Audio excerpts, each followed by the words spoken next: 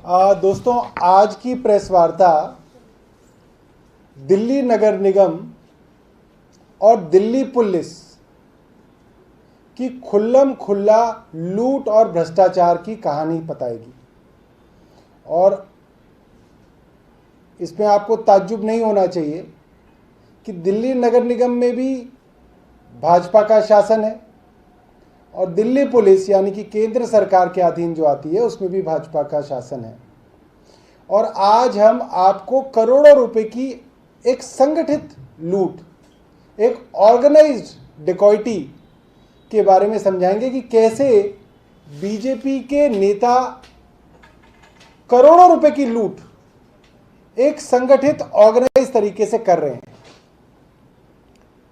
कुछ दिनों पहले करोल बाग के दर्जनों व्यापारियों ने एक बात को उठाया कि 2013 में एनडी मॉल नाम की एक बड़ी building, commercial building Karol Bagh में अजमल खां रोड पे बनी। एमसीडी ने उसको अनऑथराइज्ड और इलीगल बताते हुए ground floor, first floor, second floor, सारे फ्लोर जो है उसके सील कर दिए। वो जो सील लगी उसके कागज हमारे पास हैं। बाद में उन दुकानों को अपने आप खुलवा दिया गया और 2013 से लेकर अभी तक 2021 तक यानी कि 8 साल हो गए, वो उस मॉल के अंदर जगमगाते हुए शोरूम चल रहे हैं।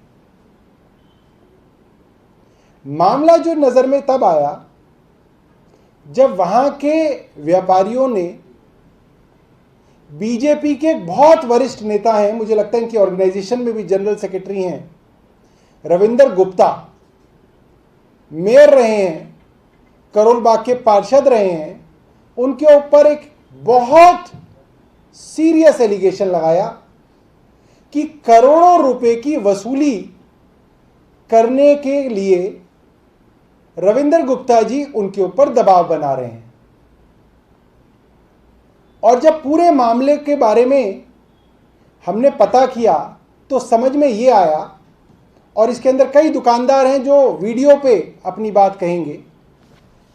एक मॉल बन रही थी, एक कमर्शियल बिल्डिंग बन रही थी, उसको एमसीडी में पहले सील कराया गया क्योंकि वो अनऑथराइज्ड बिल्डिंग सील कराया गया, मगर डिमोलिश नहीं किया गया। आप इस बात को समझिए, सीलिंग एक टेम्परेरी प्रोसेस होता है कि आप एक बिल्डिंग को सील कर दें और फिर 1-2 दिनों में, 2-4 हफ्तों में उसको आप डिमोलिश कर दें। आपने सील कराया, उसको डिमोलिश नहीं कराया, और फिर दुकानदारों से करोड़ों रुपए उगाए गए और इन दुकानों को चलने दिया। एक एफआईआर भी दर्ज कराई गई 2014 के अंदर, एक एफआईआर दर्ज कराई है। ऐसा नहीं है कि ये डीसीलिंग हो गई है इन कागजों, इन दुकानों की, ये बात प्रशासन की नजर में नहीं आई। बाकायदा एई, एक्सीएन, एससी और deputy commissioner Karol Bagh zone तक ये फाइल गई है। इस फाइल की नोटिंग हम आपको व्हाट्सएप पे भी देंगे। इसके अंदर लिखा है कि उन दुकानों को जिनको हमने सील किया था उनकी सील तोड़कर दुकानें शुरू कर दी गई हैं, लिहाजा इन पे कार्रवाई करनी चाहिए। और बाकायदा एसएचओ करोल बाग को चिट्ठी लेके कहा गया कि इनके ऊपर कानूनी कार्रवाई की जाए, इनके ऊपर एफआईआर दर्ज कराई जाए। और उसके बाद इस फाइल को दबा दिया गया और वहां पर पिछले 8 साल से धड़ल्ले से सारी दुकानें चल रही हैं। अब मामला फंसा इसलिए कि दुकानदारों से दोबारा जो है पैसे की मांग रखी गई, और दुकानदार ये बताते हैं कि रविंदर गुप्ता जो बीजेपी के पूर्व मेयर हैं, उन्होंने पैसे की डिमांड रखी कि अब आप अगर इतना पैसा हमें नहीं देंगे तो हम आपकी दुकानें दोबारा से सील करा देंगे। इसका विरोध जताते हुए दुकानदारों ने मीडिया के साथियों को बुलाकर इस चीज को उजागर किया, और वो मीडिया की क्लिप्स एक प्राइवेट टीवी चैनल के यहां चली। मैंने भी उसके ऊपर ट्वीट किया, उसको कोट किया। और सबसे हैरानी की बात यह है, क्योंकि रविंदर गुप्ता एक्सपोज हो गए, उनकी ब्लैकमेलिंग और एक्सटॉर्शन एक्सपोज हो गई, तो आज सुबह एमसीडी ने दोबारा से उस बिल्डिंग को सील कर दिया। 8 साल से जो दुकानें चल रही थी, जो मॉल चल रहे थे, वो आज सुबह सील कर दिए गए। अब इसमें कई सवाल उठते हैं। जिस समय इस बिल्डिंग को सील किया गया 2013 में, उस वक्त पार्षद कौन थे? रविंदर गुप्ता थे। और छोटे मोटे पार्षद नहीं थे, बाकायदा मेयर थे। बड़ी पावरफुल पोजीशन है।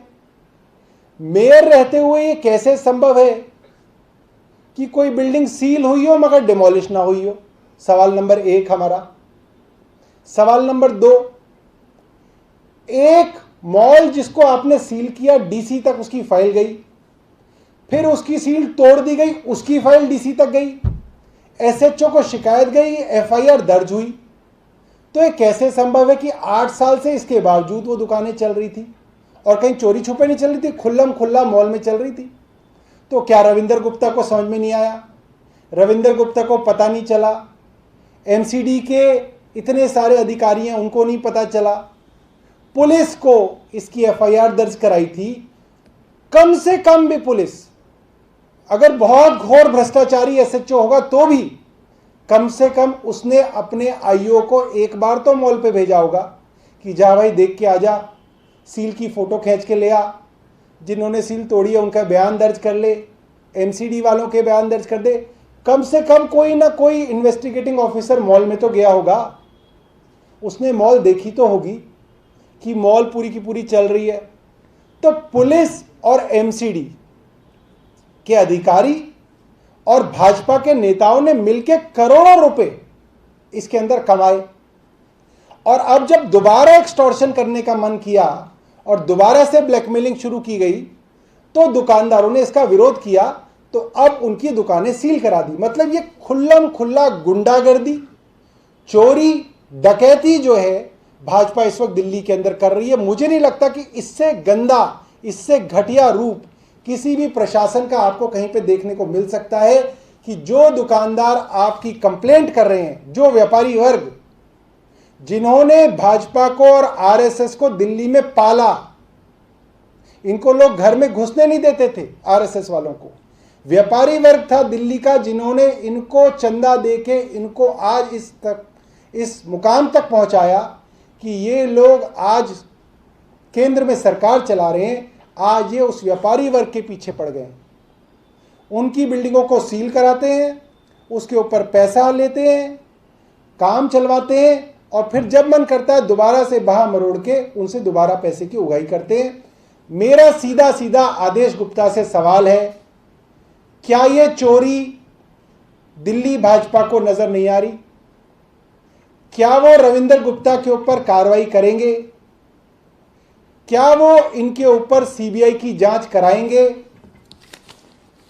इसके अलावा भी मेरे पास कई सारी रिटर्न कंप्लेंट्स रविंदर गुप्ता के बारे में आई हैं, जिसके अंदर बैंक से जुड़े कुछ मामलों के बारे में उनके ऊपर आरोप लगाए गए हैं। उसके बारे में हम सबूत इकट्ठा कर रहे हैं और एक और प्रेस कॉन्फ्रेंस रविंदर गुप्ता जी के बारे में हम लोग करेंगे। और हमारे सवाल बीजेपी के अध्यक्ष से, आदेश गुप्ता जी से हैं।